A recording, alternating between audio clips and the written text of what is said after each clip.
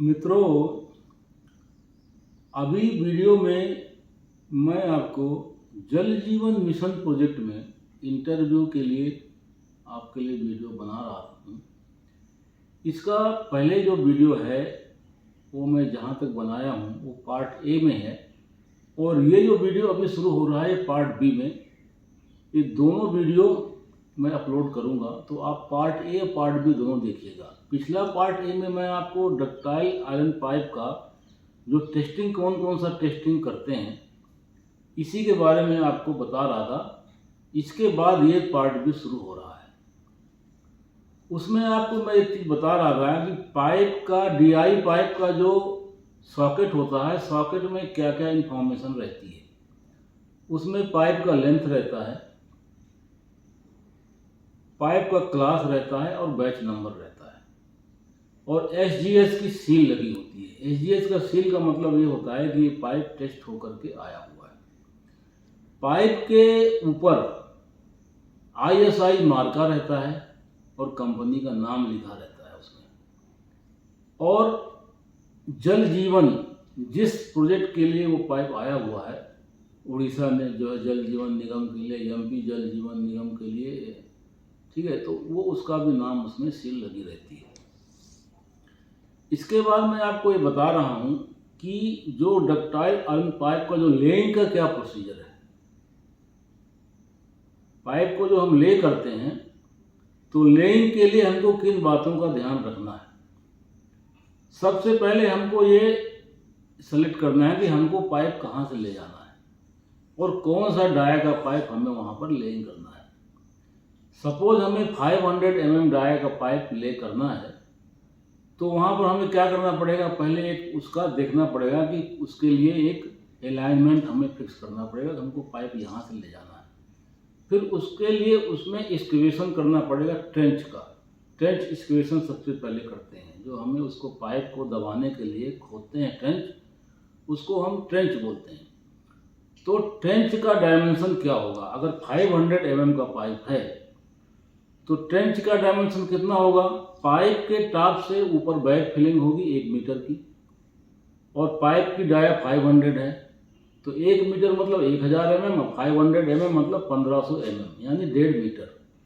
कम से कम 1.5 मीटर उसका ट्रेंच की डेप्थ होगी। ज़्यादा हो सकता है क्योंकि पाइप के टॉप से ऊपर जो बैक फिलिंग है हमें कम से कम 1 मीटर रखना पड़ता है। 1 मीटर क्यों रखना पड़ता है, ये पाइप की सेफ्टी के लिए, कि पाइप में कोई व्हीकल का मूवमेंट होगा तो पाइप के लोड को आधा मीटर भी रख सकते हैं हम, 200 mm रख सकते हैं, लेकिन उसके ऊपर जो लोड पड़ के पाइप डैमेज ना हो। 1 मीटर से नीचे जब हम कर देते हैं पाइप को, तो कोई भी व्हीकल का मूवमेंट से क्या होता है, लोड ट्रांसफ़र हो जाता है। पूरे जो अर्थ में लोड जो है ट्रांसफ़र हो जाता है वहाँ तक, नीचे तक, उसमें पाइप के ऊपर तक। तो जनरली ये भी क्वेश्चन आता है कि 1 मीटर क्यों बैक फिलिंग करते हैं, आधा मीटर कर दें। तो इसका आंसर यही है, पाइप की सेफ्टी के लिए, पाइप को टूटने से बचाने के लिए ही है। अब इसमें आता है कि ट्रेंच का विड्थ कितना होगा। तो ट्रेंच का जो विड्थ है वो पाइप के लेइंग के बाद दोनों तरफ 200 mm जो है दोनों तरफ बचना चाहिए, यानी पाइप की डाया प्लस 200 प्लस 200। अगर 500 का पाइप है, 500 mm डाया का पाइप है, तो 500 प्लस 200 प्लस 200 यानी 900। ट्रेंच की विड्थ कितनी होगी, 900 mm। इसके बाद इसमें क्या करते हैं कि एक पाइप को दूसरे पाइप से ज्वाइंट करते हैं। मैं आपको बता रहा हूँ पुश ऑन ज्वाइंट पाइप के बारे में। पुश ऑन ज्वाइंट में क्या होता है कि एक तरफ सॉकेट होता है और एक तरफ स्पाई जॉट होता है। तो सॉकेट के अंदर स्पाई जॉट को इंसर्ट करते हैं, और सॉकेट में अंदर जो ग्रूव्स होते हैं वो ग्रूव्स में क्या लगती है, रबर गैस्केट लगती है, रबर की रिंग लगती है, और इसके बाद हम उसको पुश करते हैं। इसमें क्रेन, जो लाइट क्रेन जो हाइड्रा का भी यूज होता है, पुल्ली का भी यूज होता है, और छोटा पाइप के लिए हम जो है लकड़ी का बैटन लगा के और हल्का सा उधर से पुश कर देते हैं तो पाइप चला जाता है। अब पाइप जो जाता है उसमें पाइप के ऊपर 2 लाइन होती हैं वाइट कलर की, उसके स्पॉइजॉट में। वो ये देखने के लिए होती हैं कि वो लाइन, एक लाइन तो उसके अंदर चली जाती है, दूसरी लाइन थोड़ा सा दिखती है, पाइप पूरी तरह से अंदर पुश हुआ कि नहीं हुआ। ये देखने के लिए उसमें कुछ फाइल आती हैं पतली, वो हम इंसर्ट करके देख सकते हैं बाहर से। अगर वो अंदर जा रही है इसका मतलब पाइप ठीक से फिट नहीं हुआ, उसको इंसर्ट नहीं होना चाहिए फाइल को, पतली पट्टी आती है। इस तरह से पाइप को जब हम पुश कर देते हैं तो पुश करने से पहले हम उसमें क्या करते हैं, फूड ऑयल लगाते हैं। गैस्केट फिट करने के बाद पहले पाइप को क्लीन करते हैं, गैस्केट फिट करते हैं, फूड ऑयल लगाते हैं। फूड ऑयल इसलिए लगाते हैं, कोई हानिकारक ऑयल लगा देंगे तो पाइप में पानी में मिल करके और पानी को विषैला कर देगा, इसलिए हम फूड ऑयल लगाते हैं। और फूड ऑयल लगाने से क्या होता है, पाइप आसानी से पुश हो जाता है, लुब्रिकेशन का काम करता है। अब वो पाइप पुश कितना होता है, यहाँ पर भी एक क्वेश्चन बनता है, पाइप अंदर कितना पुश होता है। तो इसमें छोटे डाया से बड़े डाया में अलग अलग होता है। इससे बड़े डाया में 150 mm तक पाइप अंदर पुश हो जाता है, छोटा डाया में 100 से 110 mm 115 mm तक पाइप अंदर पुश होता है। इसी से एक क्वेश्चन आता है इफेक्टिव लेंथ का, क्योंकि पाइप की जो इफेक्टिव लेंथ है पाइप लाइन में जाके कम हो जाती है। जितना पाइप जो है गैस्केट के अंदर पुश हो जाता है तो पाइप लाइन में उतना लेंथ कम हो जाएगी। तो पाइप लाइन में पाइप की कितनी लेंथ इफेक्ट हो रही है, जो लेंथ अंदर जो है पुश हो गई पाइप के अंदर वो माइनस हो जाती है, और वो माइनस होने के बाद जो लेंथ बचती है वही इफेक्टिव लेंथ होती है पाइप लाइन में पाइप की। इस तरह से अब उसमें अगला क्या क्वेश्चन आता है कि जो हम बैक फिलिंग उसके ऊपर करते हैं, बैक फिलिंग मैन्युअली करना पड़ता है और लेयर बाय लेयर उसको बैक फिलिंग करते हैं। पाइप के ऊपर कोई पत्थर जो है न गिरे, फाइन सॉइल का सिलेक्शन करते हैं नीचे की लेयर में। ग्रेवली बड़े बड़े बोल्डर उसमें नहीं डालते ताकि पाइप डैमेज ना हो। नीचे की लेयर में उसको हम जो है उसके 3 जोन में हम उसको डिवाइड करके और बैक फिलिंग करते हैं। नीचे फाइन सॉइल होता है, उसके ऊपर टॉप में हम ग्रेवल सॉइल यूज कर सकते हैं। और उसका अगर हम किसी रोड किनारे शोल्डर में हम लेइंग कर रहे हैं पाइप को, तो वहाँ हमको बैक फिलिंग करके फील डेंसिटी टेस्ट भी करना पड़ता है, कंपैक्शन भी चेक करना पड़ता है। वहाँ पर 95% मिनिमम कंपैक्शन हम चेक करते हैं। इसके बाद इसमें और क्या चीज़ आती है, पाइप में फिटिंग आती है। अब सपोज पाइप आपका ऐसे सीधे जा रहा है, आपको इधर मोड़ना है, तो पुश ऑन जॉइंट में उसको पाइप को तो मोड़ नहीं सकते हैं, 3 डिग्री 4 डिग्री से ज़्यादा पाइप को नहीं मोड़ सकते हैं। अगर हमको 90 डिग्री में मोड़ना है तो वहाँ एक 90 डिग्री का बेंड आएगा। 45 डिग्री में मोड़ना है तो एक बेंड आता है, उसमें बेंड में पाइप को फिट कर देते हैं। पिछले बहुत सारे वीडियो मैंने आपको बेंड उसमें वीडियो में दिखाया हुआ है। कहीं पर आपको टी लगाना है, कहीं आपको स्कोर बाल्ब लगाना है, उसके लिए स्कोर बाल्ब की टी आती है। एयर बाल्ब लगाना है तो एयर बाल्ब की टी आती है। कहीं आपको कोई ब्रांच हो रही है वहाँ स्लूस बाल्ब लगाना है तो स्लूस बाल्ब आपको फिट करना पड़ेगा। स्लूस बाल्ब हम लोग क्यों लगाते हैं, स्लूस बाल्ब गेट बाल्ब की तरह काम करता है। मान लीजिए ये आपकी पाइपलाइन ऐसे जा रही है, ये लाइन ऐसे जा रही है और एक लाइन ऐसे ब्रांच जा रही है। अब हमें क्या करना है कि ये लाइन में पानी को रोकना है कि ये लाइन में पानी न जाए। तो यहाँ पर हम स्लूस बाल्ब इसलिए लगाते हैं कि यहाँ स्लूस बाल्ब लगा देंगे इस लाइन में तो जाएगा लेकिन इसमें नहीं जाएगा। हमको यहाँ कुछ मेंटेनेंस करना है, पाइप लाइन में कुछ गड़बड़ी आ गई, हर एक लाइन में हमारा कंट्रोल होना चाहिए कुछ काम करने के लिए, पानी रोक करके, क्योंकि हम पूरे प्रोजेक्ट का पानी तो रोक नहीं सकते हैं एक जगह काम करने के लिए, तो हम उसी पार्ट का पानी रोकेंगे जहाँ हमें मेंटेनेंस करना है। इसलिए हम हर जंक्शन में, हर ब्रांच में हम स्लूस वाल्व लगा देते हैं, गेट वाल्व की तरह काम करता है। और स्लूस वाल्व के चारों तरफ एक चैम्बर बना के और उसकी सेफ्टी के लिए हम जो है एक चैम्बर बना देते हैं। स्लूस वाल्व के ऑपरेशन के लिए हम वहाँ चैम्बर के ऊपर एक कवर रहता है, कवर हटाते हैं तो उसमें कुछ उसको चालू करना है, बंद करना है या उसमें कोई मेंटेनेंस करना है तो उसका एक चैम्बर बना दें, इसको हम वाल्व चैम्बर भी कहते हैं। इस तरह से DI पाइप, अलग अलग डाया का हम पाइप का लेइंग करते हैं। पाइप लेइंग के लिए हम क्रेन भी यूज करते हैं और हम पुल्ली यूज करते हैं, और ये हमको जो मशीनें आपका जो है पोकलेन एक्सकेवेशन के लिए यूज करते हैं। छोटे पाइप के लिए हम JCB का भी यूज करके छोटे डाया के पाइप, जैसे 100 mm है, 150 mm है, 200 mm का पाइप हल्का होता है तो उसको हम बिना क्रेन के भी लेइंग कर सकते हैं। इस तरह से DI पाइप में तो ये क्वेश्चन बन रहे हैं। अब DI पाइप में जो आपका K7, K9 अलग अलग क्लास होते हैं, ये पहले वीडियो मैंने आपको बताया है।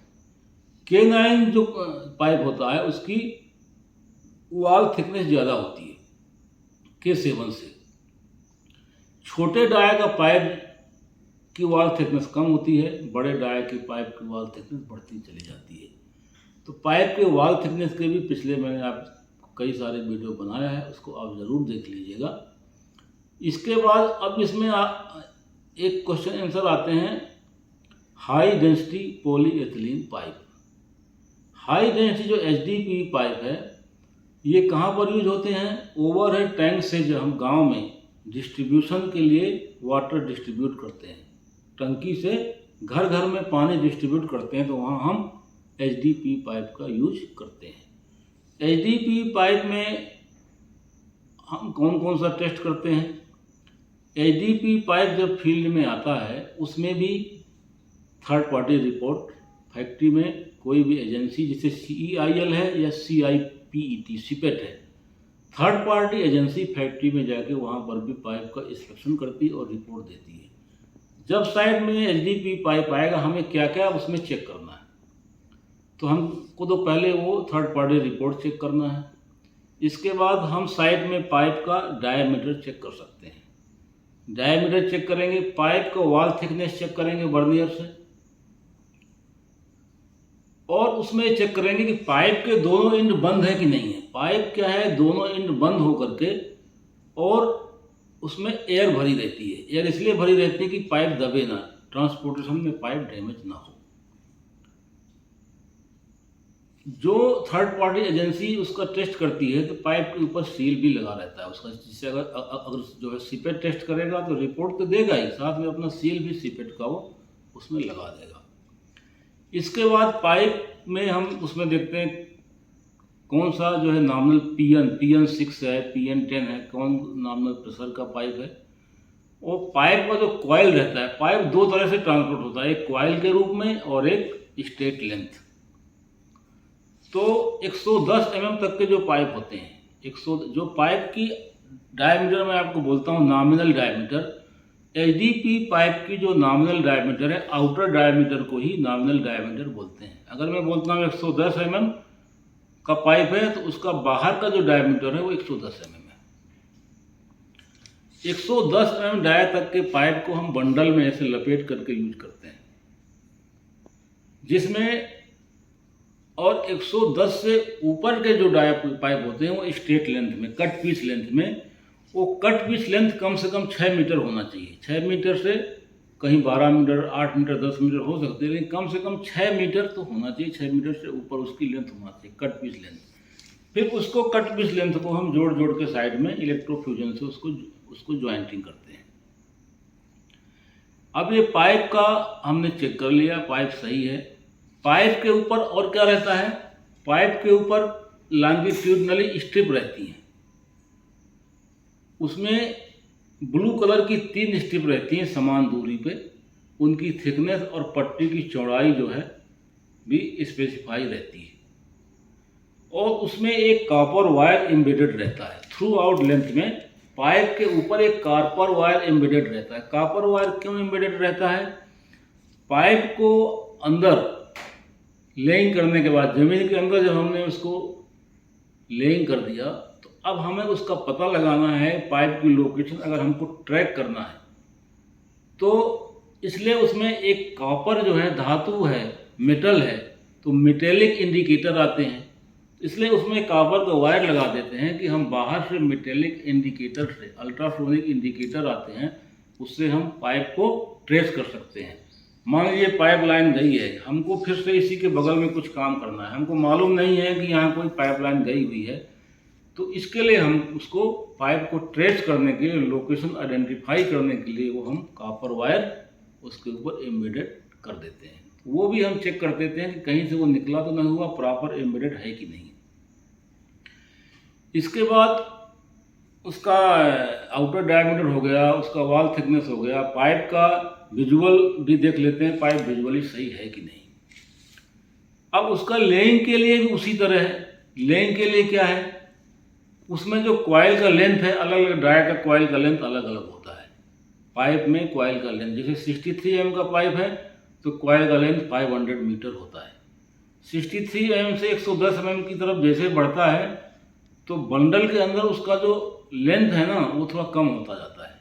जो कॉइल का जो डायमीटर फिक्स होता है, जो कॉइल का जो बंडल का डायमीटर है पाइप के डायमीटर का 25 टाइम्स होता है। 25 टाइम्स से कम नहीं होना चाहिए, क्योंकि अगर ज़्यादा हम उसको जो है अगर पास लपेटेंगे तो पाइप जो है मुड़ जाएगा। इसलिए उसका डाया फिक्स करते हैं, बंडल का डाया भी फिक्स होता है। ओवलिटी चेक होके आता है, ओवलिटी 5 फैक्ट्री से ही चेक होकर आता है। फील्ड में भी हम उसका ओवलिटी चेक कर सकते हैं। ओवलिटी का फार्मूला मैंने आपको बताया पिछले वीडियो में। पाइप का outer diameter maximum outer diameter और पाइप का मिनिमम आउटर डायमीटर। पाइप का कहाँ पर भी मैक्सिमम आउटर डायमीटर है, कहाँ सबसे कम है, दोनों को माइनस करेंगे तो ओवलिटी mm में आ जाएगा। अगर पाइप दबा हुआ होगा, एकदम गोल नहीं होगा, तो कहीं उसकी जो डाय ज़्यादा होगी, कहीं कम होगी। इसलिए हम ओवलिटी चेक करते हैं। और ओवलिटी जनरली अलग अलग डाय के लिए उसकी भी एक लिमिट होती है कि इतना ओवलिटी से ज़्यादा नहीं होना चाहिए। 4%, उसको परसेंट में निकालने के लिए डिवाइड बाई पाइप की नॉमिनल डायमीटर इंटू 100 कर देते हैं, परसेंट में भी निकल जाती है ovality. Maximum outer diameter minus minimum outer diameter जो आ गया, डिवाइड बाई पाइप का नॉमिनल डायमीटर इंटू 100, तो परसेंट में आ जाएगा। तो 4-5% से ज़्यादा नहीं होना चाहिए जनरली। इसके बाद इसमें पाइप को जो हम लेइंग करते हैं तो इलेक्ट्रोफ्यूजन करते हैं। तो इसकी तरह तरह की फिटिंग आती है, जिसे जो सॉकेट इलेक्ट्रोफ्यूजन के लिए है। इसके बाद उसके टी आते हैं, रिड्यूसर आते हैं। तो इलेक्ट्रोफ्यूजन के द्वारा या बट जॉइंट के द्वारा हम पाइप को, एचडीपी पाइप को ज्वाइंट करते हैं। ज्वाइंट करने के बहुत सारे वीडियो मैंने अपलोड किए हुए हैं, आप उनको ज़रूर देख लीजिएगा। इसके बाद उसमें ट्रेंच की, उसमें भी वही है, ट्रेंच की विड्थ और ट्रेंच की डेप्थ। ट्रेंच की विड्थ हम एचडीपी पाइप में उतना रखते हैं कि अगर हम पाइप ट्रेंच के अंदर जो है वर्कमैनशिप के लिए हमको उतना जगह चाहिए।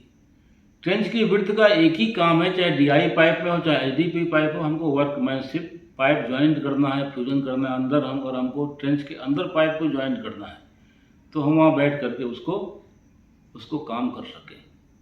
और पाइप एचडीपी पाइप के ऊपर भी हम 1 मीटर का कवर देते हैं। इसके बाद अब उसमें एक पाइप, एचडीपी पाइप में एक और आता है। पाइप में क्या आता है, पाइप का ढीलापन क्या आता है, पाइप का स्लैकिंग बोलते हैं। पाइप को थोड़ा ढीला लेइंग करना चाहिए। उसमें 100 मीटर में 2 मीटर ऐसा कुछ उसको ढीला लेइंग करना चाहिए। ऐसे ढीला एकदम, मतलब सांप की तरह ऐसे ढीला लेइंग करना चाहिए। क्योंकि जो पाइप का जो टेम्परेचर बाहर रहता है, अर्थ के अंदर जाने के बाद उसका टेम्परेचर कम होता है। और ये क्या है, एक तरह का पॉलीमर है। पॉलीइथिलीन पाइप क्या है, पॉलीमर है। वो थोड़ा सिकुड़ता है, टेम्परेचर में फैलता है, टेम्परेचर बढ़ने से कम होने से सिकुड़ता है।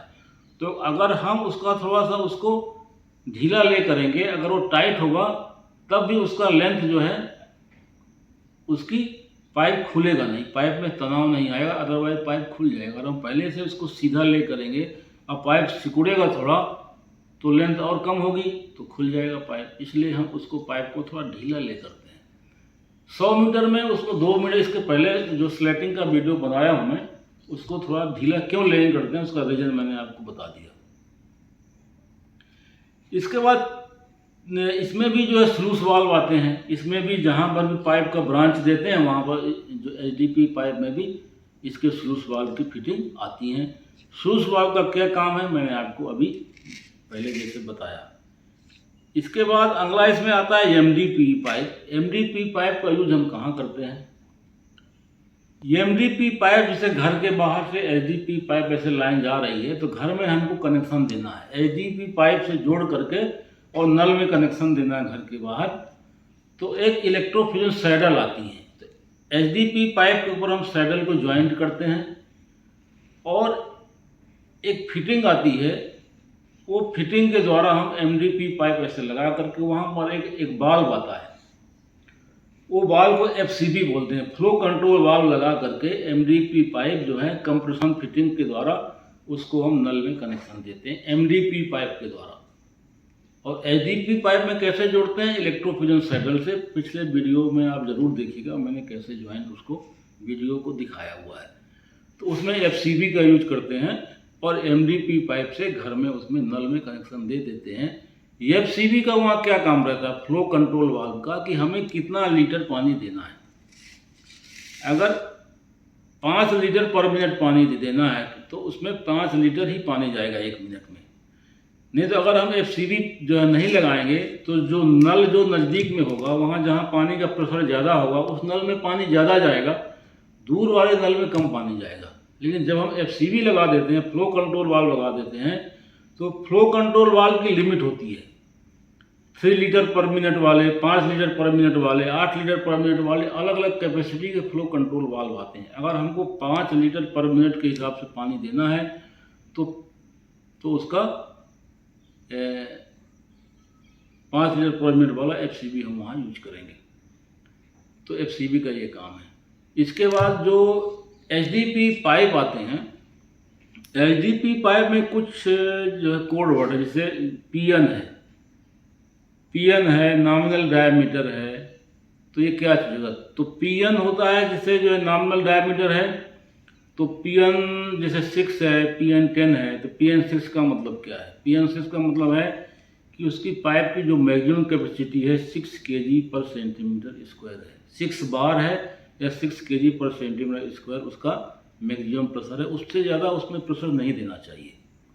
पीएन 10 है तो 10 kg पर सेंटीमीटर स्क्वायर। इसके बाद उसमें रहता है नॉमिनल डायमीटर। पाइप की जो आउटर डायमीटर होती है एचडीपी पाइप की, वही एचडीपी पाइप की नॉमिनल डायमीटर होती है। इसके बाद उसमें एक वर्डिंग और आता है पीई। पीई क्या होता है? पीई पाइप का ग्रेड होता है। ग्रेड के हिसाब से एचडीपी पाइप 3 तरह का होता है। कौन कौन सा होता है? पीई 63, पीई 80 और पीई 100। ये पाइप की स्ट्रेंथ से होता है। पाइप का मटेरियल पीई 100 टॉप ग्रेड होता है और इसकी स्ट्रेंथ सबसे ज़्यादा होती है। इस तरह से अभी ये वीडियो थोड़ा लंबा हो रहा है मित्रों। अभी वाटर ट्रीटमेंट प्लांट है, ओवरहेड टैंक है, एमबीआर है, जीएलएसआर है, इंटेक वेल है। इंटेक वेल कहाँ रहता है? वाटर डैम या वाटर बॉडी के पास। तो अभी मैं वीडियो को यहीं पर समाप्त करते हुए आप ये वीडियो को देखिए। ये वीडियो आपको देखने के बाद कैसे लगा अपने कमेंट के माध्यम से ज़रूर बताएं। बहुत बहुत धन्यवाद।